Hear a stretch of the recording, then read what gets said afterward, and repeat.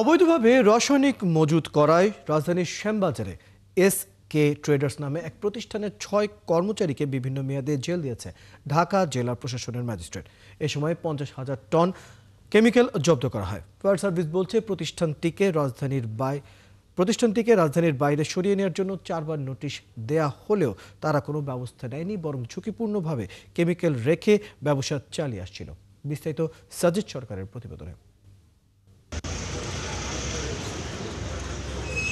রাজধানীর সূত্রপুরের শ্যামবাজার পেঁয়াজ, আলু থেকে শুরু করে নানা ধরনের পণ্যের পাইকারি বাজার।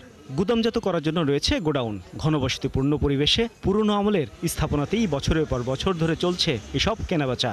টেক্সটাইল ফিনিশিং টেক্সটাইলের জন্য ব্যবহার করা। এখানে শত বছরের পুরনো এই বাড়িটিও গোডাউন হিসেবে ব্যবহার করা হচ্ছে। বাইরে থেকে দেখলে মনে হবে এটি আলুর গুদাম, কিন্তু গেট দিয়ে ঢুকলে দেখা মেলে একে একে 5টি অন্ধকারাচ্ছন্ন রুম। বের হওয়ার রাস্তাও মাত্র একটা। নেই আলো বাতাস প্রবেশের ব্যবস্থা। দেখা যায় প্রতিটি রুমেই ছোট বড় প্লাস্টিকের ড্রামে নানা ধরনের কেমিক্যাল। শুধু নিচতলা নয়, কাঠ দিয়ে তৈরি দ্বিতীয় তলায় এভাবেই রয়েছে প্রায় 80 ধরনের রাসায়নিক। এসব রাসায়নিক টেক্সটাইল মিলে ব্যবহার হয়। বিপুল পরিমাণ এসব কেমিক্যাল কোথা থেকে এলো আর আবাসিক এলাকায় গুদামজাত করার অনুমতি আছে কিনা জানতে চাইলে মালিকপক্ষ জানায় অন্য কোথাও জায়গা না পেয়ে 15 বছর ধরে এখানেই ব্যবসা করছেন তারা। আমরা জানি এটা কাপড়ের রং, যদি আমি জানি এর বেশি আমরা জানি না। আমরা অফিসে গুলিস্তান প্রোডাক্ট বলতে তো না আছে প্রায় 50-60টার উপরে আছে প্রোডাক্ট। হ্যাঁ, সবই রাসায়নিক না, সব কেমিক্যাল।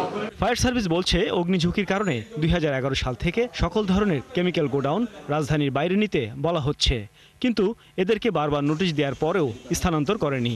ঝুঁকিপূর্ণ এই গোডাউনে কোনোভাবে আগুনের সংস্পর্শ এলেই বিস্ফোরণের মাধ্যমে বড় ধরনের ক্ষতির সম্মুখীন হবে পুরো সূত্রপুর এলাকা, বলছে ফায়ার সার্ভিস।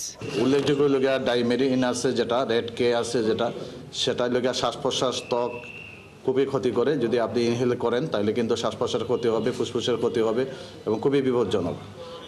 ওয়াকার সিটি 80 আছে, ফিনিশিং কেমিক্যাল আছে, এটাও ক্ষতিকর, আপনার জ্বালাপোড়া করবে এবং বিভিন্ন প্রকারের শ্বাস প্রশ্বাসের সমস্যার সৃষ্টি হবে।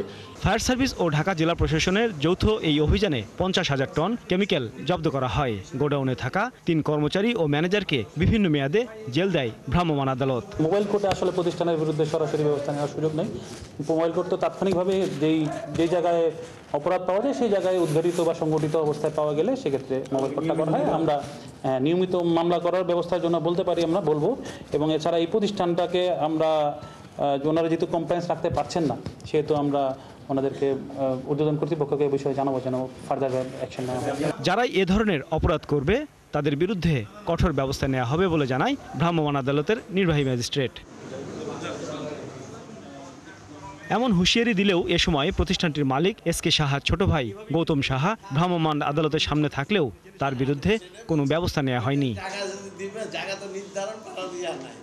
সাজিদ সরকার, 71, ঢাকা।